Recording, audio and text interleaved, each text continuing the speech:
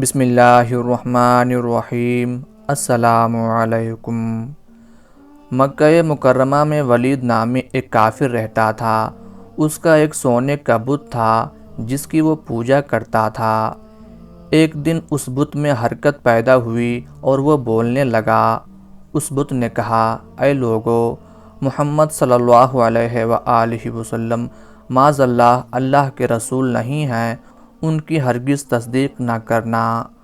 ولید بڑا خوش ہوا اور باہر نکل کر اپنے دوستوں سے کہا، مبارک ہو، آج میرا بت بولا ہے اور صاف صاف اس نے کہا ہے کہ محمد صلی اللہ علیہ وآلہ وسلم اللہ کے رسول نہیں ہیں۔ یہ سن کر لوگ اس کے گھر آئے تو دیکھا کہ واقعی اس کا بت یہ جملے دہرا رہا ہے۔ وہ لوگ بھی بہت خوش ہوئے اور دوسرے دن ایک عام اعلان کے ذریعے ولید کے گھر میں ایک بہت بڑا اجتماع ہو گیا تاکہ اس دن بھی وہ لوگ بت کے منہ سے وہی جملے سنیں۔ جب سارے لوگ جمع ہو گئے تو ان لوگوں نے حضور نبی کریم صلی اللہ علیہ وآلہ وسلم کو بھی دعوت دی تاکہ حضور صلی اللہ علیہ وآلہ وسلم خود بھی تشریف لا کر بت کے منہ سے وہی جملے سنیں۔ چنانچہ حضور اکرم صلی اللہ علیہ وآلہ وسلم بھی تشریف لے آئے۔ جب حضور صلی اللہ علیہ وآلہ وسلم تشریف لائے تو بت بول اٹھا اور کہا، اے مکہ والو، خوب جان لو کہ محمد صلی اللہ علیہ وآلہ وسلم اللہ کے سچے رسول ہیں، ان کا ارشاد سچا ہے اور ان کا دین برحق ہے۔ تم اور تمہارے بت جھوٹے، گمراہ اور گمراہ کرنے والے ہیں۔ اگر تم اس سچے رسول پر ایمان نہ لاؤ گے تو جہنم میں جاؤ گے، پس عقل مندی سے کام لو اور اس سچے رسول کی غلامی اختیار کر لو۔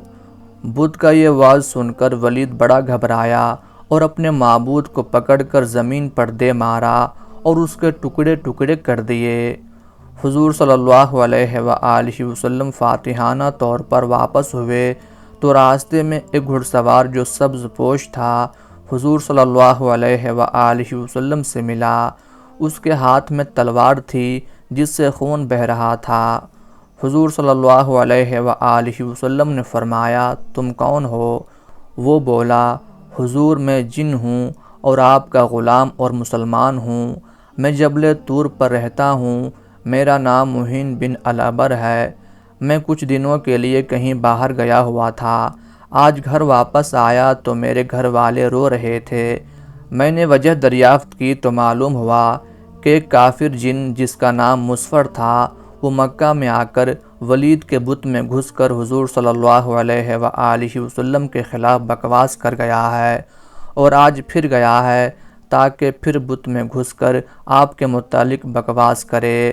یا رسول اللہ صلی اللہ علیہ وآلہ وسلم، مجھے سخت غصہ آیا اور میں تلوار لے کر اس کے پیچھے دوڑا اور اسے راستے ہی میں قتل کر دیا، اور پھر میں خود ولید کے بت کے اندر گھس گیا، اور آج جس قدر تقریر کی ہے میں نے ہی کی ہے یا رسول اللہ۔ حضور صلی اللہ علیہ وآلہ وسلم نے یہ قصہ سنا تو آپ نے بڑی مسرت کا اظہار کیا اور اس کے بعد اپنے غلام جن کے لیے دعا فرمائی۔ مکہ معظمہ کے گرد و نواح میں بہت سے بتکدے تھے، جن میں سب سے بڑا بت عزا کا تھا۔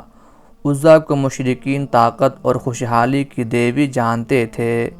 مشرکین پتھر کی اس لاچار دیوی کے حضور طاقت کے حصول اور مالی آسودگی حاصل کرنے کے لیے چڑھاوے چڑھاتے اور گڑ گڑاتے تھے۔